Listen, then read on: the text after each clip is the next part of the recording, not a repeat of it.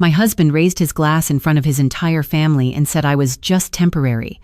And the worst part wasn't the words, it was the way everyone at that table smiled like it made sense, like I was something already fading out of their lives, like I didn't belong there at all.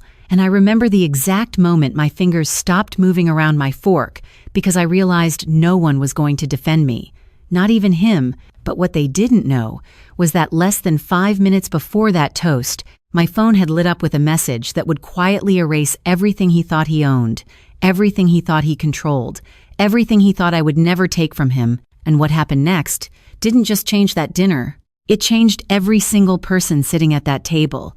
If this story speaks to your heart, or if you've ever felt dismissed in a room where you gave your all, take a second to like, subscribe, and tell me where you're watching from and what time it is for you right now, only if this story truly resonates with you. My name is Rachel Bennett. I'm 33 years old, and that night at my husband's family dinner was the night everything I thought was stable quietly broke apart and revealed what had really been happening all along. And to understand how it got to that moment, you have to go back a few years, back to when I first met Daniel Carter, before I knew what his family was really like, before I understood the way they measured people, before I realized that to them, I wasn't a partner. I was a placeholder. Daniel and I met at a small networking event downtown, nothing fancy, just a rented space with folding tables and cheap wine, and he stood out immediately. Not because he was loud, but because he wasn't. He listened more than he spoke, and when he did speak, people paid attention.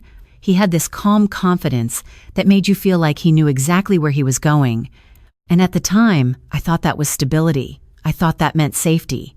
We started dating a few weeks later, and in the beginning, everything felt balanced. He respected my opinions, asked about my work, even told me once that I saw things other people missed.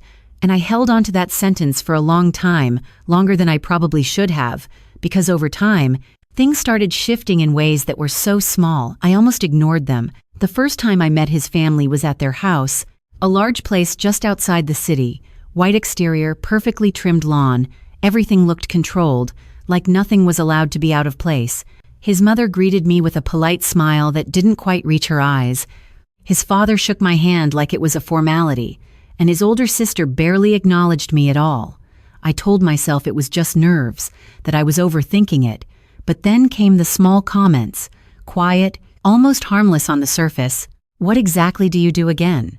his mother asked while stirring her tea, and when I explained my role in contract management, she nodded slowly like she understood, but then added, "That sounds simple." And no one corrected her, not even Daniel. I remember looking at him for just a second, waiting, but he just kept eating like nothing had happened.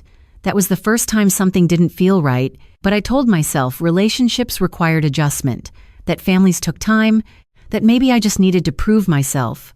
So I stayed. I showed up to every dinner, every event, every holiday gathering. I listened more than I spoke. I learned when to stay quiet. I watched how they moved, how they talked about money, about business, about people.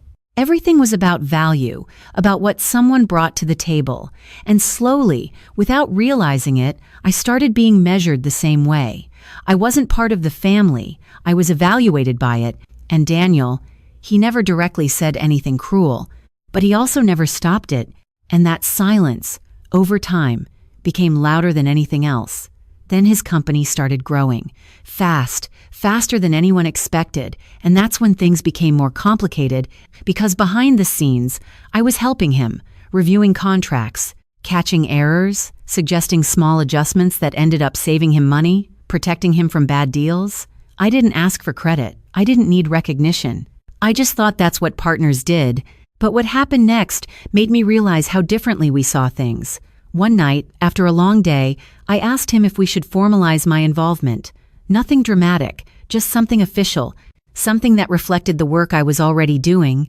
And he paused, just for a second, then smiled in a way that felt distant, and said, "Let's not complicate things. You're helping because you want to, right?" And I nodded, even though something in my chest tightened, because in that moment, I understood, just a little, that what I thought was partnership, he saw as support, and what I thought we were building together, he believed was his alone, but I still stayed, I still believed that time would change things, that eventually he would see me the way I saw him, and that belief carried me all the way to that dinner, to that table, to that moment when he raised his glass and decided to define me in front of everyone. And as I sat there, listening to the soft laughter around me, feeling the weight of every unspoken judgment in the room, my phone vibrated quietly against my leg. And for a second, I almost ignored it. But something told me not to. Something felt different, and when I glanced down, I saw the message, just a few words. Final signatures completed, and my heart didn't race. I didn't panic. I just felt still, because in that moment, everything clicked into place. All the years of silence, all the overlooked contributions, all the times I chose not to react, they led right there. And as Daniel's voice faded into the background, as his family continued smiling, I realized something they didn't, something he didn't, that the version of me they thought they understood was never the full story, and what happened next, none of them were prepared for. I did not react right away. I did not look at him. I did not even put my phone back into my bag. I just let it rest against my palm as if it weighed nothing, but my fingers tightened slightly around it because I knew that message was real. Not a mistake, not a delay. It had gone through. Everything had gone through. And across the table, Daniel was still talking, still smiling like he had just said something harmless, like calling his wife temporary in front of 12 people was just another joke. His mother let out a soft laugh and lifted her glass. His sister leaned back in her chair with that familiar expression, the one that always said she had been right about me from the beginning. And his father did not say a word. He just nodded once, slow and approving, like a quiet confirmation that the situation had corrected itself. I remember the sound of silverware against plates continuing like nothing had happened, like the room had decided to move forward without me. And for a moment I wondered if I had imagined all those years differently, if maybe I had been the only one who thought I belonged there. But then my phone screen dimmed, and I pressed it once to wake it again just to be sure. The message was still there. Final signatures completed, and beneath it the timestamp, 8:17 p.m. Exactly 4 minutes before Daniel stood up for that toast. 4 minutes before he decided to define me in front of his family. And something about that timing felt almost unreal, like two completely different realities had just crossed paths at the same table, one where I was being reduced to nothing, and one where everything he built had already begun slipping out of his control. I set the phone face down next to my plate, slowly, carefully, making sure no one noticed, not yet, because this was not a moment you rushed. This was not something you reacted to out of emotion. This was something you let unfold at the right time. Daniel reached for the wine bottle again and refilled his father's glass, still talking about expansion plans, about new investors, about how the next quarter was going to define everything. And I almost smiled. Not because it was funny, but because I knew something he did not. I knew that those plans were already outdated, already disconnected from reality, already signed away in a document he had not even read yet. And across from me, his sister glanced in my direction for a second. Just a second, like she expected me to say something, to defend myself, to push back. But when I did not, when I just sat there calmly, her attention drifted away. Because in their world, silence meant acceptance.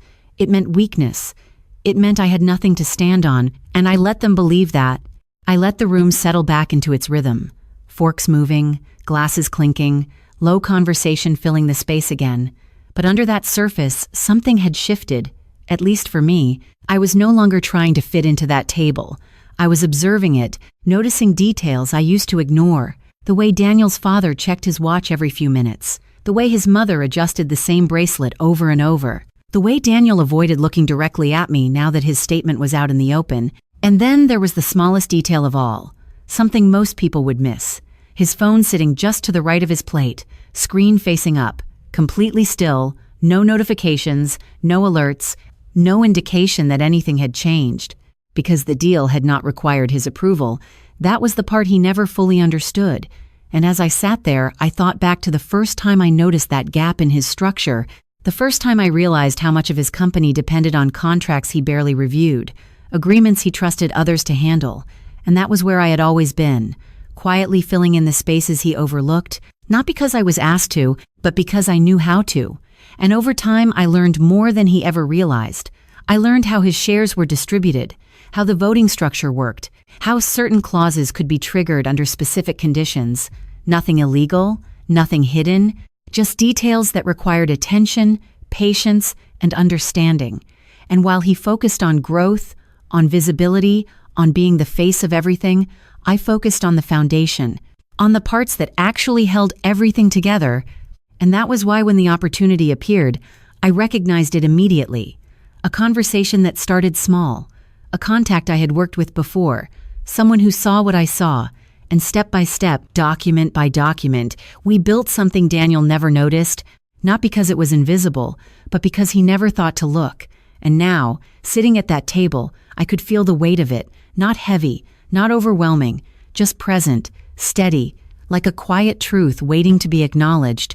Daniel laughed again at something his brother said and reached for his glass, and that was when I realized something else, something even simpler. He still believed he was in control of the room, of the narrative, of me, and that belief, more than anything, was about to be tested. I picked up my glass, just slightly, not enough to draw attention, just enough to feel the cool surface in my hand, and I took a slow breath, not because I was nervous, but because timing mattered, because once you spoke, once you placed something into the center of a room like that, you could not take it back. And I was not interested in reacting to what he said anymore. I was interested in responding to everything that had led up to it. And across the table, his mother leaned closer to him and said something quietly.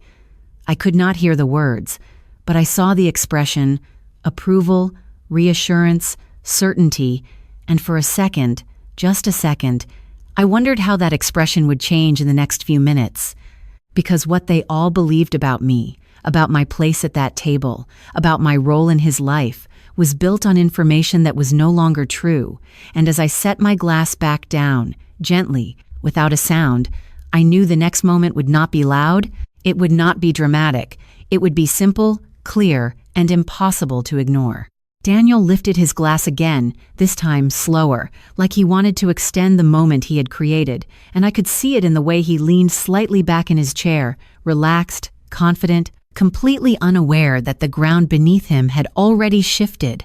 His voice carried easily across the table as he continued speaking about future plans, about expansion, about how the company was finally entering a phase where everything would accelerate, and I watched the others respond to him, nodding, smiling, agreeing, because in their eyes he was still the center of everything, still the one holding all the control. And for years I had watched that same dynamic repeat itself, over and over, until it became invisible, until even I stopped questioning it. But something about this moment felt different, not because of what he was saying, but because of what I knew. And I realized that for the first time, I was not reacting to his world. I was standing outside of it, seeing it clearly, seeing the assumptions, the gaps, the things they never bothered to check. And as that thought settled, I reached for the small folder I had placed beside my chair earlier that evening, something no one had paid attention to when I arrived, just another detail that blended into the background. Just like I always had, I slid it onto the table in front of me, slowly, the soft sound of paper against wood barely noticeable at first, but enough to shift the attention of the person closest to me. Daniel's sister paused mid-sentence and glanced down at it, then back at me, her expression tightening slightly. Not concern, not yet, just curiosity. And that was when Daniel finally looked directly at me again, really looked this time, his smile fading just enough to register that something had changed. I did not rush. I did not raise my voice. I simply placed my hand on the folder and opened it, turning it so that it faced him, and for a second, just a second, no one spoke, not because they understood what was happening, but because they could feel that something was about to happen, and that silence, that brief pause, was heavier than anything that had been said all night.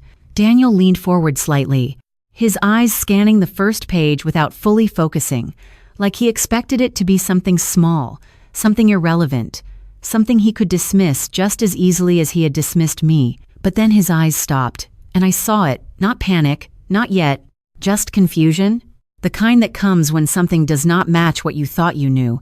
He looked up at me quickly, then back down at the page, reading more carefully this time, his hand tightening slightly around the edge of the paper, and across the table his father leaned in just enough to catch a glimpse, his expression shifting from calm to alert in a way that was almost imperceptible unless you were looking for it. And I had been watching them for years, learning their reactions, their tells, their patterns, and now I was seeing something new, something none of them had prepared for. Daniel's voice, when he finally spoke, was quieter, not the confident tone from before, but something lower, more controlled. "What is this?"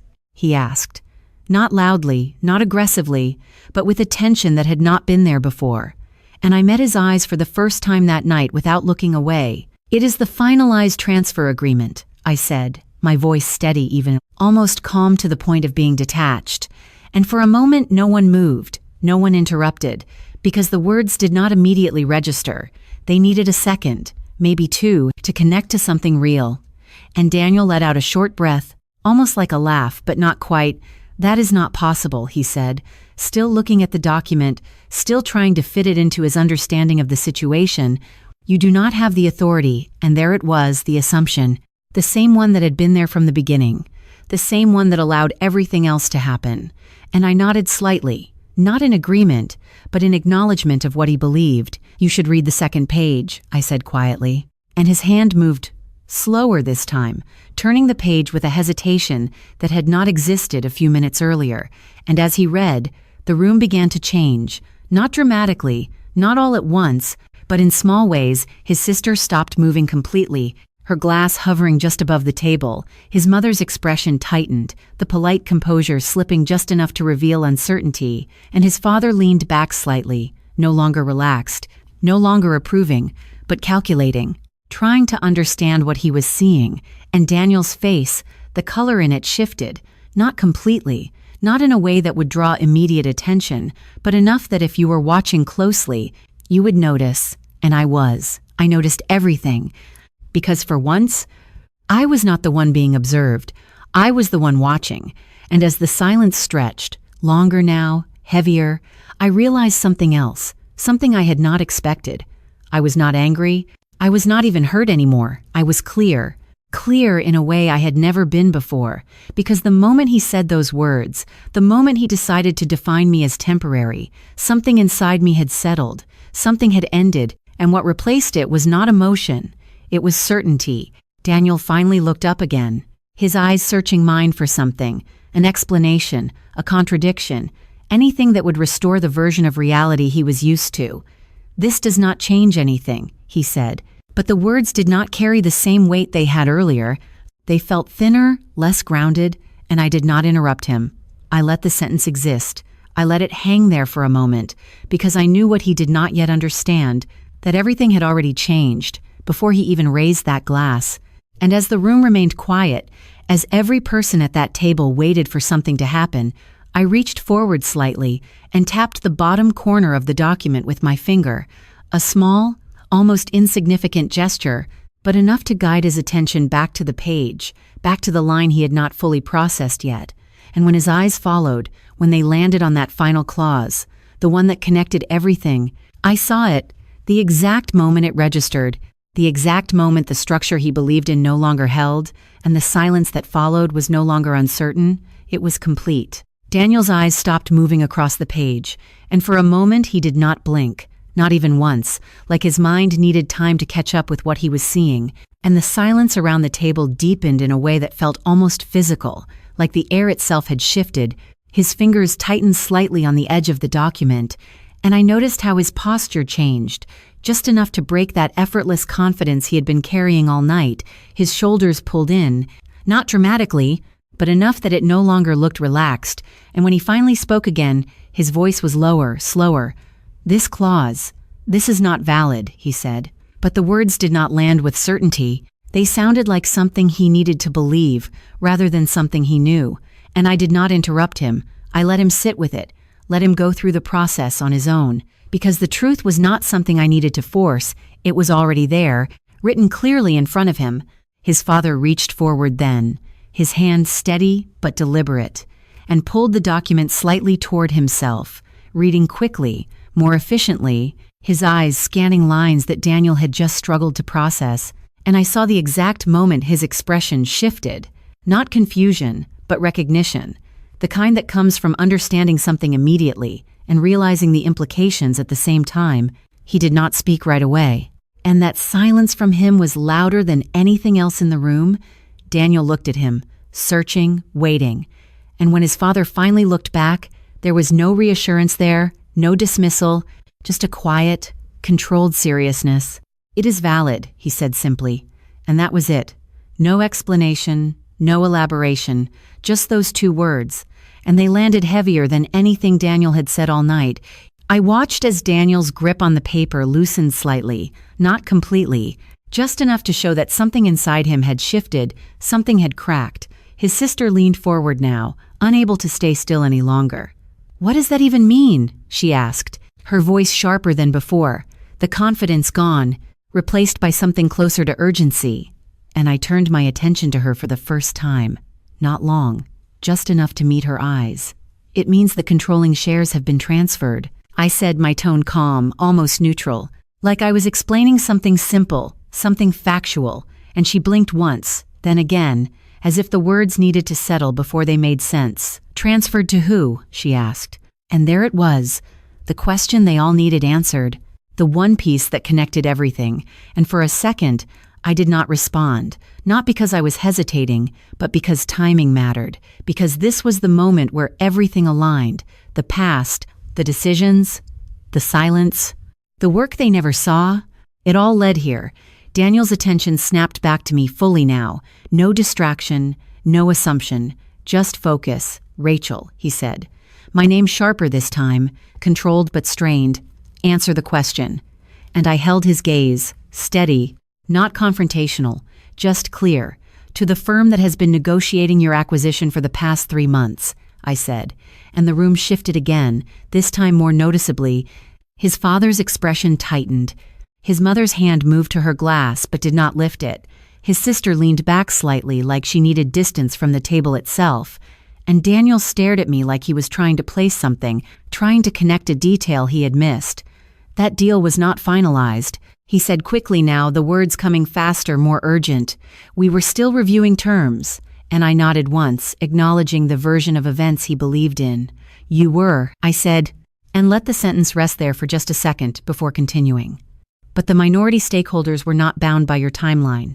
And I watched as that sentence landed, not all at once, but piece by piece, because it required him to think differently, to see the structure the way I had seen it, not as a single point of control, but as a network of agreements, permissions, and thresholds. And I could see it happening. The shift, the recalculation, his eyes moving slightly, not reading now, but remembering, connecting conversations, emails, meetings he had not paid full attention to. And then he looked at the document again, this time not searching for errors, but for confirmation. And when he found it, when he saw the signatures, the percentages, the clause that allowed the transfer under specific conditions, his breath slowed, not dramatically, but enough that I noticed, because I had been watching him long enough to recognize the difference between control and its absence. "You could not have done this without my approval," he said, quieter now, not as a statement, but almost as a question, and I shook my head slightly, not in denial, but in correction. "I did not need your approval," I said, and this time there was no hesitation, no pause, just a clear, direct answer, and across the table his father exhaled slowly, a controlled breath, like someone who understood exactly what had just happened and was already thinking about what came next. But the rest of them were still catching up, still processing, still trying to understand how something this significant could have happened without them seeing it, without them stopping it. And Daniel sat there, the document still in his hands, but no longer controlling the narrative, no longer defining the moment. And for the first time that night, he did not speak immediately. He did not fill the silence. He let it exist. And that silence, that quiet, was different from before. It was no longer dismissive, no longer comfortable. It was heavy, real, undeniable. And as I sat there, watching it settle over the table, I realized something that felt almost distant, almost separate from the moment itself. This was not about proving anything anymore, not about correcting what he said, not even about the company. It was about clarity, about finally standing in a space where I did not need their recognition to define my value. And as Daniel slowly lowered the document onto the table, his movements no longer confident, no longer certain, I knew that whatever came next would not undo what had already happened, because the shift had already taken place, and there was no way back to the version of reality they had been sitting in just minutes before. No one reached for their glass anymore. No one continued their conversation. The entire table had shifted into something still and uncertain, and I could feel it in the way people avoided moving too quickly, like any sudden action might confirm that what they were seeing was real. Daniel's hands rested on the table now, no longer holding the document, but not fully letting go of it either, his fingers hovering close like he might reach for it again, like if he read it one more time it might say something different, but it would not. Nothing about it would change, and I watched him carefully, not with anger, not even with satisfaction, just with a quiet attention, the kind you have when you finally understand something completely. His sister was the first to break the silence, not loudly, but enough to crack the stillness. "This does not make sense," she said, her voice tight, controlled. "There would have been notice. There would have been meetings." And I nodded slightly, because she was not wrong. There had been meetings. There had been notice. Just not the kind they paid attention to. Just not the kind they believed mattered. "There were," I said calmly, and her eyes narrowed slightly, searching my face for something, anything that would give her an advantage. "Then why were we not informed?" she asked, and I did not look away when I answered. "You were informed, just not directly." And that answer sat between us, heavy, requiring effort to understand, because it challenged the way they saw themselves, the way they assumed information moved toward them, always directly, always clearly, always with their names attached. But business did not work that way. Not always. Not when details were spread across layers they never bothered to examine. Daniel finally leaned back in his chair, slowly, like he needed space to think, his gaze no longer fixed on me, but somewhere just past me, like he was replaying the last few months in his mind, trying to find the exact moment where this could have happened. And I could see it in his eyes, the search, the recalculation, the realization that there had been signs, small ones, easy to ignore, easy to dismiss, emails forwarded without urgency, clauses reviewed without discussion, conversations that did not seem important at the time, and now those details were returning, not as background noise, but as pieces of something much larger, something he had missed. His father stood up then, not abruptly, but with intention, pushing his chair back just enough to create a soft sound against the floor, and he walked a few steps away from the table before turning back, his posture straight, composed, but no longer relaxed. "Who initiated this?" he asked, not looking at Daniel, not looking at anyone else, just looking at me. And the room shifted again, all attention moving in the same direction, waiting for the answer, and I held his gaze, steady, respectful, but not submissive. "I did," I said simply. And there was a brief pause, not long, but enough for the weight of that statement to settle. His mother let out a quiet breath, almost a whisper, like she had not expected that answer, like it did not fit the version of me she had held on to for so long. "You," she repeated softly, and I nodded once, yes, and I could see it now, not just confusion, but something else, something closer to recognition. Not of who I had been to them, but of who I actually was. And Daniel's voice came again, this time without the sharpness from before, without the edge, just a low, steady tone. "Why?" he asked. And that question was different. It was not about control, not about legality, it was about understanding. And for a moment I considered how to answer it, not because I did not know, but because the answer mattered, not for them, but for me.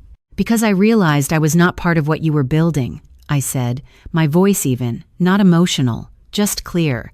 I was supporting something that did not include me, and no one interrupted, no one tried to argue, because they all knew, in some way, that it was true. They had seen it, maybe not consciously, maybe not intentionally, but it had been there.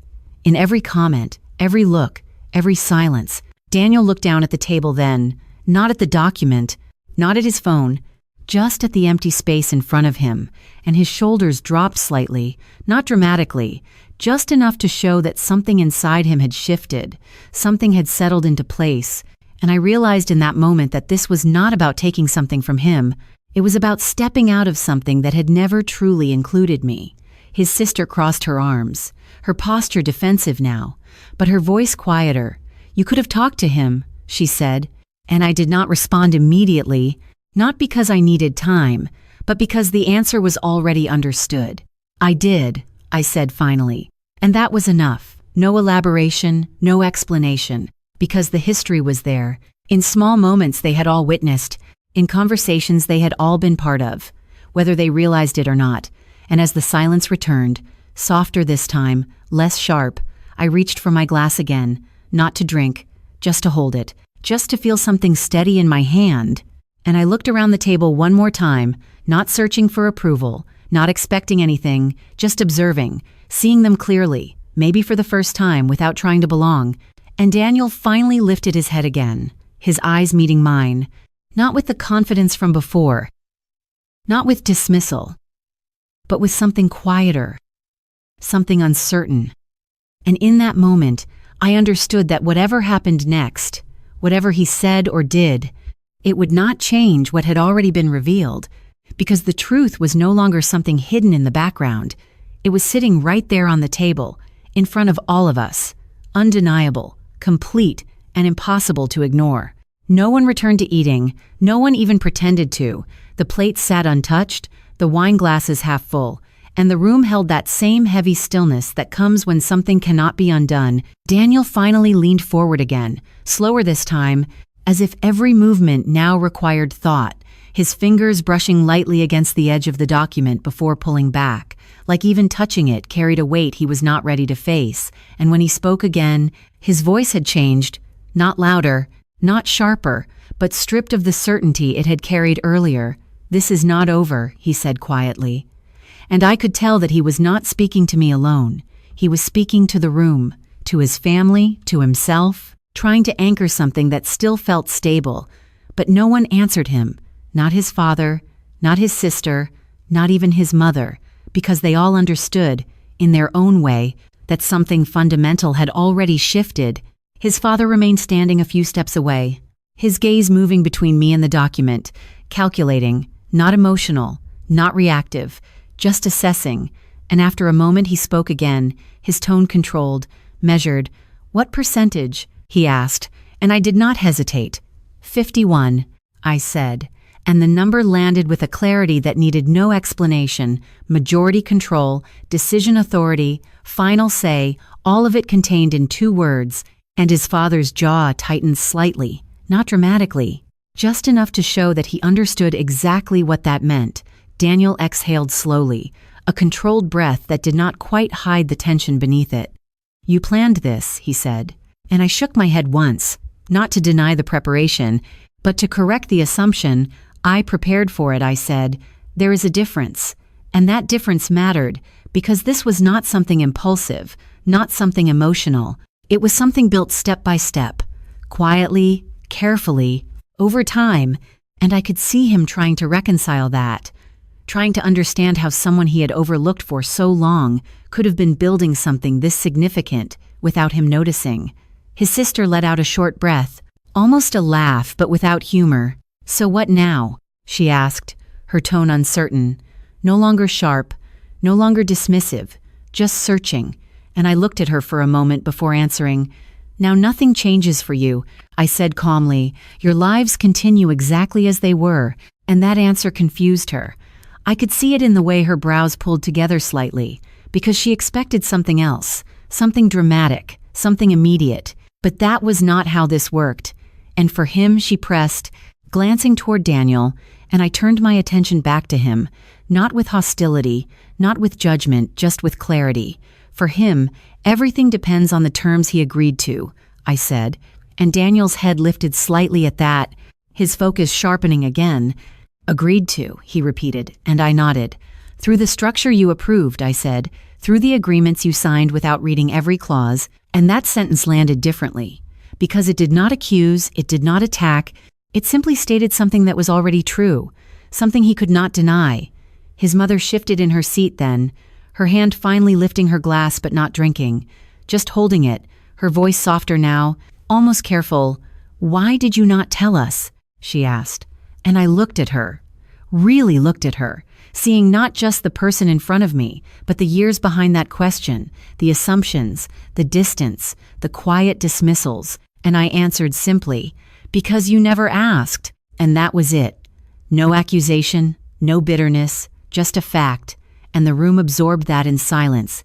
Because there was nothing to argue with, nothing to correct, Daniel pushed his chair back slightly then, not standing, just creating space, his posture no longer confident, no longer controlled, but not collapsed either, just different, like he was adjusting to a version of reality he had not prepared for, and for the first time that night, he did not try to fill the space with words. He let it exist. He let the silence stretch, and in that silence, something settled, something quiet but permanent. I picked up the folder then, closing it gently, the soft sound of paper shifting, marking the end of something, not loudly, not dramatically, just clearly. And I placed it back beside me, no longer in the center of the table, no longer something that needed to be proven, because it already had been. And as I stood up, slowly, calmly, no one stopped me, no one spoke. They all watched, not with the dismissiveness from earlier, but with something else, something closer to recognition, maybe even uncertainty. And I could feel their eyes on me as I stepped away from the table, as I reached for my bag, as I paused just for a moment, before leaving, not because I was hesitating, but because I wanted to be certain of one thing, that I was walking away from this exactly as I intended, not reacting, not escaping, but choosing. And when I turned slightly, just enough to look back once, Daniel was still seated, his gaze no longer fixed on me, but on the space in front of him, the document no longer in his hands, the control he once assumed no longer something he could hold on to. And I realized then that what had changed was not just the ownership of a company. It was the way everything between us had been defined. And that definition, once broken, could not be restored. And without another word, I walked out, leaving behind a table that would never feel the same again. The hallway outside felt quieter than it should have, like the walls themselves were holding on to what had just happened inside that dining room. And for a second, I just stood there, my hand still resting on the strap of my bag, not rushing, not looking back, just letting the silence settle around me. Because after everything that had just unfolded, there was no urgency left in me, only clarity. I could still hear faint voices behind the closed door, not loud, not chaotic, just low and controlled, the kind of voices people use when they are trying to understand something they cannot immediately fix. And I knew, without needing to listen, that Daniel was still sitting there, still processing, still trying to rebuild a version of control from something that had already shifted beyond his reach. I took a slow breath and walked toward the front entrance, the soft sound of my steps on the floor almost grounding, almost steady. And as I reached for the door handle, my phone vibrated again, a short, quiet alert. I paused and glanced down at the screen. Another message, this time from the legal team, confirming that the transition process had already begun. Operational changes, notifications, internal restructuring, all of it moving forward, exactly as outlined.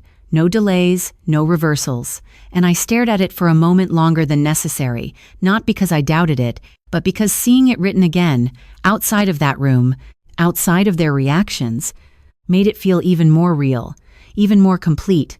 I stepped outside then, the night air cooler than I expected, brushing lightly against my face, and for the first time that evening, I felt something shift inside me.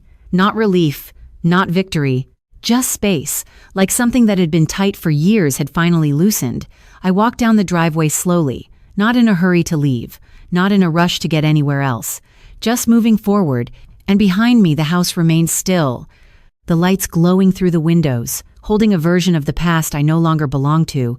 I reached my car and paused again, my hand resting on the door, and for a second I closed my eyes, not out of exhaustion, but out of recognition, recognizing how much of myself I had placed into something that never fully included me, recognizing how long I had waited for acknowledgement that was never going to come, and how quietly I had adapted to that absence.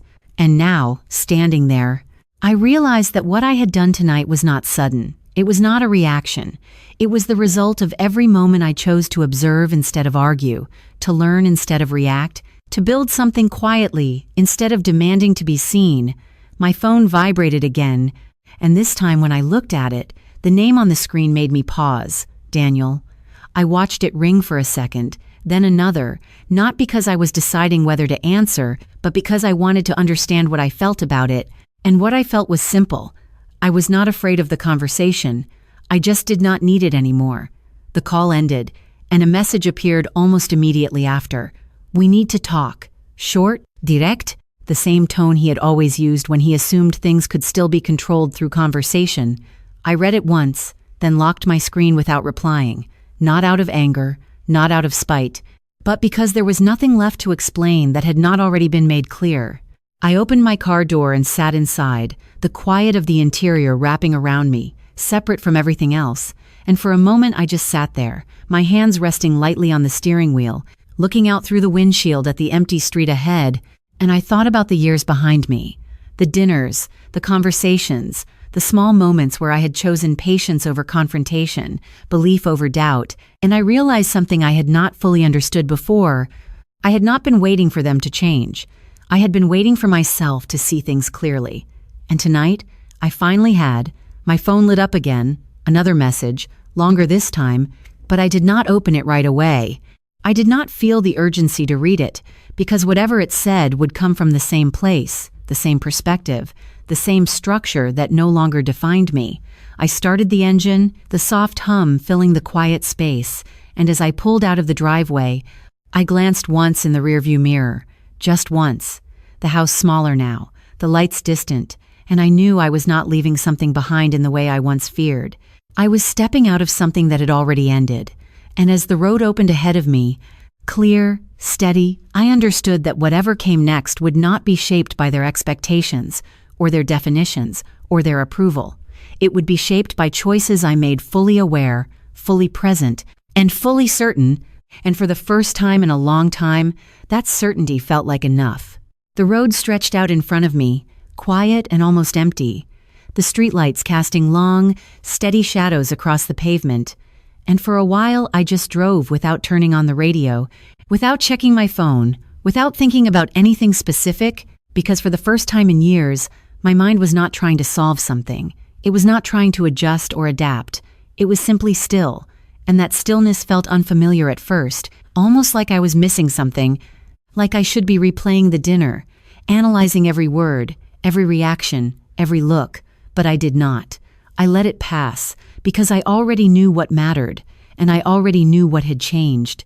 My phone lit up again on the passenger seat, the screen bright in the dim interior of the car, and this time I glanced at it without picking it up. 3 missed calls now, all from Daniel, and a longer message beneath them, the preview just enough to show urgency, but not enough to pull me back into something I had already stepped out of. I kept my eyes on the road, my hands steady on the wheel, and I let the phone go dark again, not because I was avoiding him, but because I understood something he did not yet understand, that whatever conversation he wanted to have was based on a version of reality that no longer existed, and explaining that would not change it. As I turned onto the main street, the city lights came into view, familiar, steady, and changed, and I realized how different everything felt without the constant weight of trying to belong somewhere that never fully accepted me. It was not a dramatic shift, not something overwhelming, just a quiet difference, like walking into a room where you no longer need to adjust yourself to fit. And as I drove, my mind moved back, not to the dinner, but to the weeks leading up to it, the conversations, the documents, the small decisions that had built toward this moment. I remembered sitting at my desk late one evening, reviewing a clause that most people would have skimmed past, a conditional transfer trigger tied to stakeholder alignment, something technical, something easy to overlook, but I did not overlook it. I never had, and that was the difference. Not intelligence, not luck, just attention, just the willingness to see what was actually there, instead of what was assumed to be there. And that attention had opened a door, not immediately, not obviously, but gradually, step by step, conversation by conversation, until it became something real, something actionable, something that did not require permission from the person who assumed he controlled everything. And I thought about the moment I made the final decision, the moment I chose not to tell Daniel, not to warn him, not to give him a chance to adjust. And I realized now that it was not about secrecy. It was about alignment, about recognizing that we were no longer building the same future. And once that became clear, everything else followed naturally.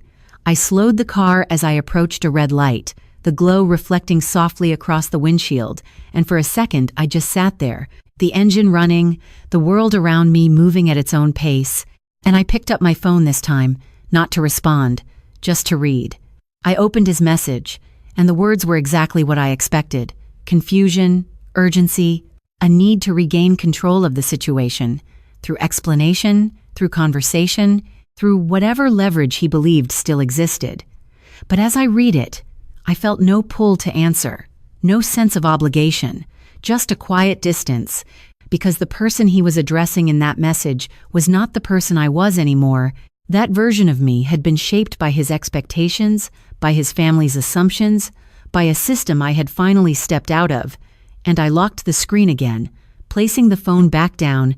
The red light turned green, and I continued forward, the motion smooth, uninterrupted, and as I drove I began to think about what came next, not in a detailed way, not with a plan mapped out, but with a sense of openness that I had not allowed myself before, because for so long my focus had been on maintaining something, on supporting something, on preserving a structure that was never truly mine. And now that that structure was gone, or at least no longer binding me, there was space, space to decide, space to choose, space to build something that actually included me. And that realization did not come with excitement or fear.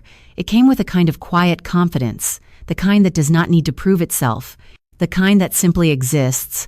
I turned into my street, the familiar houses lining the road, the soft glow of porch lights, the quiet stillness of a neighborhood settling into the night, and as I pulled into my driveway, I sat there for a moment before turning off the engine, the sudden silence filling the car, and I looked ahead at the house, my house, the place that had always felt like a midpoint between who I was and who I was trying to become. And tonight, for the first time, it felt different, not because it had changed, but because I had. I stepped out of the car and closed the door gently, the sound soft but clear in the quiet night. And as I walked toward the front door, I realized something that settled deeply, something simple but undeniable. I was not walking away from something important. I was walking towards something that had been waiting for me to see it clearly all along. I closed the front door behind me, and for a moment I just stood there in the quiet, the kind of quiet that does not feel empty but settled, like something had finally come to a stop after moving for too long. I set my bag down on the small table by the entrance and walked slowly into the living room, the lights soft, everything exactly where I left it, unchanged, and yet it all felt different because I was no longer carrying the same weight into that space. I sat down on the edge of the couch and let my hands rest in my lap, not reaching for anything, not turning on the television, just sitting there and allowing the stillness to exist without filling it. And after a few seconds, my phone lit up again on the table, the screen bright against the dim room. Another call, not Daniel this time, his father. I watched it ring once, twice, 3 times, and I could almost imagine his tone before even answering: controlled, direct, not emotional. Someone who would approach this like a problem to be solved, a situation to be negotiated. But I did not reach for the phone. I let it ring until it stopped, and when it did, the silence returned, deeper now, more complete, and I realized something that felt almost unexpected. I was no longer anticipating their reactions. I was no longer preparing responses in my head. I was not trying to stay ahead of their expectations. I was simply present, and that presence felt unfamiliar but steady. I leaned back slightly against the couch and closed my eyes for a moment, not out of exhaustion but to let everything settle. And as I did, the memories came back, not the dinner but the years before it, the small moments I had once dismissed, the conversations that had seemed unimportant at the time, Daniel standing in the kitchen late at night talking about investors while I reviewed documents at the table, his voice confident, focused on growth, on expansion, on what came next, and me quietly catching details he overlooked, adjusting terms, asking questions he brushed aside, not because he did not value the work, but because he never fully saw it. And I thought about how often I had accepted that, how often I had told myself it was enough, that being part of something was the same as being included in it. And I could see now how that belief had shaped everything, how it had kept me in place longer than I should have stayed. and how it had slowly blurred the line between support and invisibility. My phone vibrated again, this time a message from his father, short, direct. "We should speak tomorrow," and I read it once, then set the phone back down, not responding, not reacting, just letting it exist, because I understood now that this was the part where they would try to regain structure, to define what had happened in terms they could control, to frame it as something temporary, something reversible, something that could be negotiated back into alignment with their expectations. But it was not temporary, and it was not reversible, and most importantly, it was no longer mine to fix. I stood up slowly and walked toward the kitchen, pouring myself a glass of water, the simple action grounding, familiar. And as I leaned against the counter, I thought about the next day, the conversations that would come, the attempts to reach me, the questions, the strategies, all of it predictable in a way that almost made it easier, because I had already stepped out of that pattern. I had already chosen not to engage in the same way, and that choice was not about avoiding responsibility. It was about recognizing where my responsibility ended and where theirs began. I took a sip of water and set the glass down, my reflection faintly visible in the dark window across from me. And for a moment, I studied it, not critically, not searching for anything, just noticing the absence of tension in my shoulders, the steadiness in my expression, the quiet in my posture, and it felt different, not dramatic, not exaggerated, just real. I walked back into the living room and picked up my phone again, scrolling briefly through the notifications, the missed calls, the messages, and then I paused, my finger hovering for just a second before opening one of them, Daniel's last message, longer now, more detailed, asking to meet, to talk, to understand. And as I read it, I noticed something subtle, something that had changed. The certainty in his tone was gone, replaced by something more uncertain, more searching. And I realized that for the first time, he was no longer speaking from a position of control. He was trying to find his footing, trying to understand a situation that no longer followed the rules he was used to. And I locked the screen again, placing the phone face down on the table because I did not need to answer tonight. I did not need to respond immediately. I had spent years reacting in real time, adjusting, accommodating, explaining, and now, for the first time, I was allowing myself to choose when and how to engage. And that choice felt like a shift I could not ignore. I turned off the lights in the living room and walked toward the hallway, the house quiet around me, steady, unchanged, and as I reached the bedroom door, I paused for just a second, my hand resting lightly on the handle, and I realized something that felt both simple and significant. Tomorrow would not be about defending what I had done. It would not be about justifying anything. It would be about deciding what I wanted next, and for the first time in a long time, that decision felt entirely mine. The next morning did not arrive with urgency. It came quietly, almost gently, like the world had decided to move forward without demanding anything from me. I woke up before my alarm, the light just beginning to filter through the window, soft and steady, and for a moment I lay there without moving, not reaching for my phone, not thinking about what was waiting, just noticing how different it felt to wake up without that familiar tension already sitting in my chest. I sat up slowly and let my feet rest on the floor, the cool surface grounding, real. And as I stood, I realized something subtle but important. I was not preparing myself for confrontation. I was preparing myself to make decisions, and that shift changed everything. I walked into the kitchen and made coffee. The routine simple, unchanged, the sound of the machine filling the quiet space. And while it brewed, I finally reached for my phone, the screen lighting up with notifications that had accumulated overnight, messages, missed calls, emails, all of it exactly as expected. Daniel, his father, even his sister, each of them reaching out in their own way, trying to establish contact, trying to pull me back into a conversation that they believed still held structure. I did not open anything right away. I scrolled slowly, taking it in without reacting, without letting it dictate my pace, and then I stopped on one message, not from them, but from the legal team. A detailed update confirming that the transition had officially been recorded, the internal system updated, the authority structure reflected in all active contracts, and as I read it, line by line, I felt that same quiet certainty settle in again. not as a reaction to what they were saying, but as confirmation of what I already knew. Everything had moved forward exactly as it was supposed to. There were no gaps, no delays, no room for reversal. I set the phone down and picked up my coffee, taking a slow sip as I leaned lightly against the counter, and I allowed myself a moment to think, not about what they would say, but about what I wanted to say, because that was the part that mattered now. Not their urgency, not their expectations, but my clarity. And as I stood there, I thought about Daniel, about the version of him I had known, the one who believed control came from being the loudest voice in the room, from setting the direction and expecting others to follow. And I thought about the version I had seen last night, quieter, uncertain, trying to understand something he had not prepared for. And I realized that whatever conversation we were about to have would not be the same as the ones before, because I was not the same person he had learned to respond to. I carried my coffee into the living room and sat down, placing the phone on the table in front of me, not picking it up yet, just letting it sit there, because I wanted to choose the moment, not react to it. And after a few seconds, I reached for it and opened his message from the night before again, reading it more carefully this time, the words direct but no longer confident, asking to meet, to talk through what had happened, to understand the implications. And I could see it now.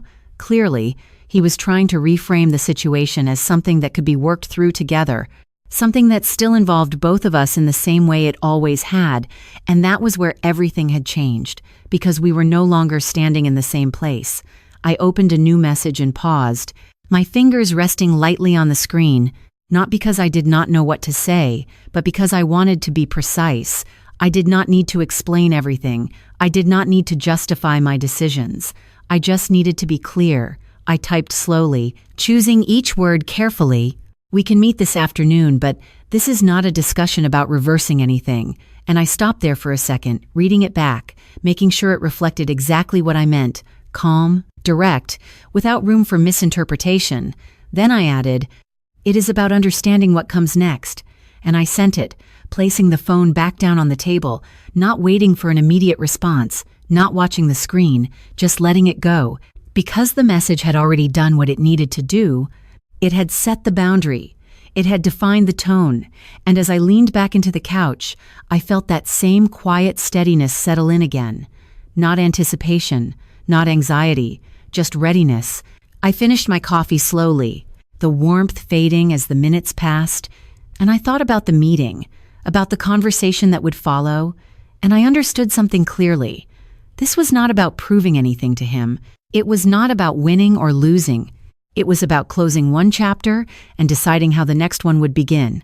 And that decision, like everything else now, was no longer something I needed to negotiate for. It was something I already held. And as the morning light grew stronger through the windows, filling the room with a quiet clarity, I realized that whatever happened next, whatever he said, whatever they tried to do, it would not change the fact that I was no longer standing in the space they had defined for me. I had stepped out of it completely, and there was no returning to a version of myself that had accepted less than what I now understood I deserved. The afternoon light felt different from the morning, sharper somehow, more defined, like the day had moved forward with intention. And as I stepped into the cafe where we agreed to meet, I noticed how calm everything around me seemed. People sitting quietly with their laptops, soft conversations blending into the background, the low hum of machines and footsteps, all of it steady, unaffected. And I realized how separate my situation felt from everything else, like it existed in its own contained space.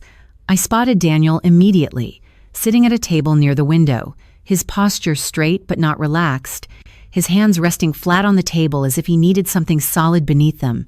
And for a moment I paused, not out of hesitation, but to observe, to take in the details without reacting, because this was the first time I would see him outside of the environment that had always supported his authority, and there was a difference, subtle but clear. He looked up as I approached, his eyes meeting mine, and there was no trace of the confidence from the night before, no casual dismissal, just focus, controlled and careful.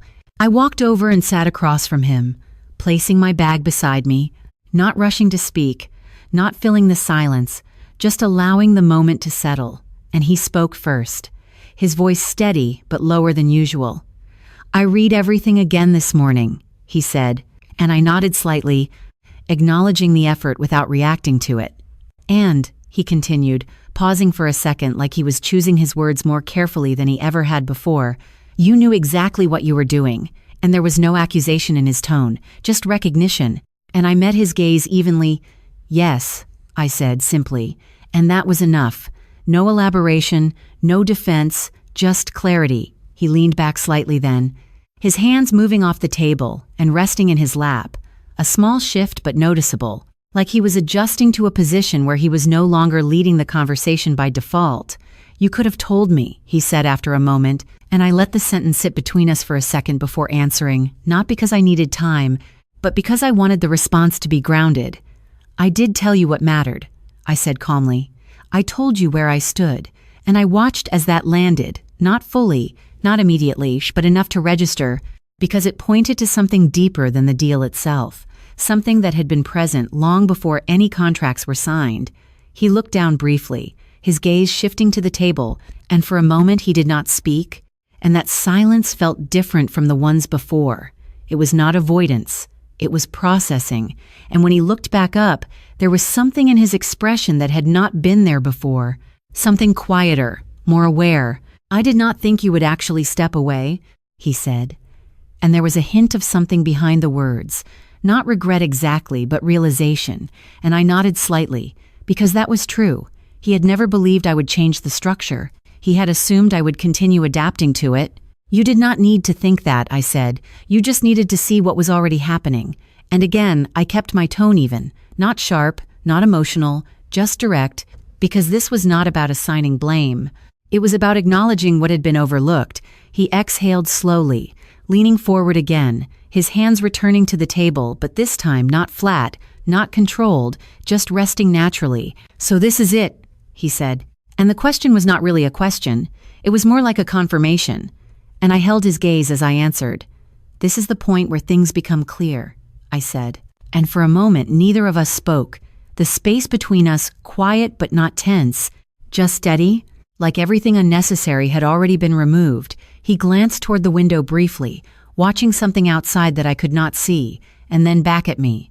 What do you want from this? He asked, and that question mattered more than anything else he had said, because it shifted the focus. It acknowledged that this was no longer about what he expected, but about what I chose. And I considered it for a moment, not because I did not know, but because I wanted to say it without anything extra, without anything that could be misinterpreted. I want to move forward without being part of something that never included me. I said, and I could see the impact of that.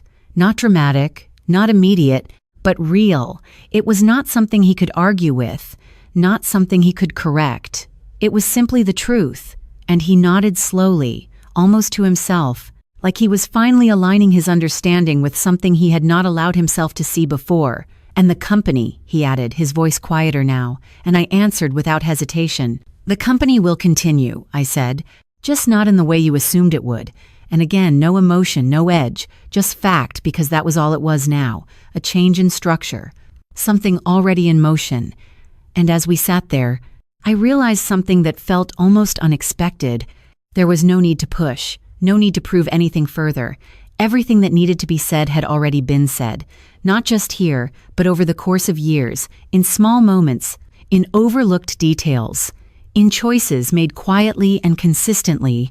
And now those choices had led to this, not as a reaction, but as a conclusion. Daniel leaned back once more, his posture more settled now, not confident, but not resisting either, just present. And for a moment we both sat there in silence, the cafe continuing around us, unchanged, steady. And I understood then that this was the end of something, not in a dramatic way, not with final words or sharp conclusions, but in a quiet, undeniable shift, the kind that does not need to be announced to be real. And as I stood up, reaching for my bag, he did not stop me. He did not ask me to stay. He just nodded once, a small, controlled acknowledgement, and I returned it, not as agreement, not as reconciliation, but as recognition of what had passed between us. And as I walked out of the cafe, back into the afternoon light, I knew that whatever remained behind that moment was no longer something I needed to carry with me. Life did not suddenly become perfect after that afternoon. It did not transform overnight into something easy or effortless. but it became clear, and that clarity changed everything. The days that followed were quieter than I expected, not empty, just steady, like the noise that had once filled every corner of my mind had finally settled into something I could understand. I moved through my routine differently, not rushing, not second-guessing, just present in each moment, and for the first time in a long time, I felt like I was standing in my own life, instead of adjusting myself to fit into someone else's version of it. The company continued exactly as I said it would, structured, stable, moving forward, with decisions that were no longer driven by assumptions but by intention. And I stayed involved, not as someone in the background, not as someone quietly fixing things, but as someone fully aware of her place, her voice, and her responsibility. And that difference, that shift from unseen to undeniable, was not loud, it was not dramatic, it was quiet and consistent, and that made it real. Daniel and I did not return to what we had before, because there was no version of that to return to. What we had was built on something incomplete, something that required me to shrink in order to exist within it. And once you see that clearly, you cannot pretend it is enough again. We spoke a few more times after that meeting, always calm, always controlled. Conversations that were no longer about saving anything, but about understanding what had already ended. And there was no anger in those moments, no need for it, just a shared recognition that something had run its course. And that recognition, as difficult as it might sound, brought a kind of peace that I did not expect, because sometimes closure is not something you receive, it is something you decide, and I had decided. I began to rebuild my life in ways that felt honest, not based on what others expected from me, but on what I knew I needed. I set boundaries that I once avoided, not harsh, not defensive, just clear, and I protected my time, my work, and my energy with a level of intention I had never allowed myself before. And slowly, without forcing it, I started to feel something I had been missing for years. Not happiness in the way people often describe it, but alignment, the sense that who I was and how I lived were no longer in conflict, and that feeling, quiet as it was, became the foundation for everything that came next. If there is one thing this experience taught me, it is that the moment you start questioning your place in someone's life is the moment you need to listen more closely to yourself, not to what they say, not to what they promise, but to what you feel when the room goes quiet and you are left alone with your thoughts. Because your intuition does not shout, it does not demand attention, it simply waits for you to notice it, and when you do, it will guide you more honestly than any external validation ever could. I learned that love without respect is not something you can build on, that support without recognition will eventually turn into silence, and that staying in a place where you are constantly redefining your worth is not loyalty, it is self-abandonment. And the hardest part is not leaving, it is admitting that you should have seen it sooner. But here is what I want you to understand. If you are listening to this and something feels familiar, it is never too late to see clearly. It is never too late to choose differently. And it is never too late to step out of something that no longer reflects who you are. You do not need a dramatic moment. You do not need permission. You only need the willingness to be honest with yourself, protect your finances, understand the structures you are part of, ask questions even when they make others uncomfortable, and most importantly, do not ignore the small signs, because they are never small. They are simply early, and if you are in a place right now where you feel overlooked, dismissed, or quietly replaced, I want you to know that your value does not decrease because someone else failed to see it. Your worth is not defined by the room you are standing in. And sometimes the most powerful thing you can do is walk away from the table where you were never truly invited to belong, and trust that something better is waiting on the other side of that decision. I believe, in a quiet way, that we are guided when we are willing to listen. Whether you call it intuition, faith, or something greater, there is a part of you that already knows what is right, and when you follow it, even when it is difficult, even when it is uncomfortable, it will lead you towards something more honest, more stable, and more aligned with who you are meant to be. Thank you for staying with me through this story, for listening, for understanding, and for allowing this moment to exist, not just as my experience, but as something we can all learn from. Because none of us are as alone in these situations as we sometimes feel. And if this story meant something to you, if it reflected even a small part of your own journey, I hope you will share it. I hope you will leave a comment and tell me where you are listening from and what time it is for you right now. And only if this story truly resonated with you, consider subscribing so we can continue sharing stories like this, stories that remind us of who we are when everything else tries to define us. My name is Rachel Bennett. I am 33 years old, and the lesson I want to leave you with is this: never let someone else decide how temporary your place in your own life should be.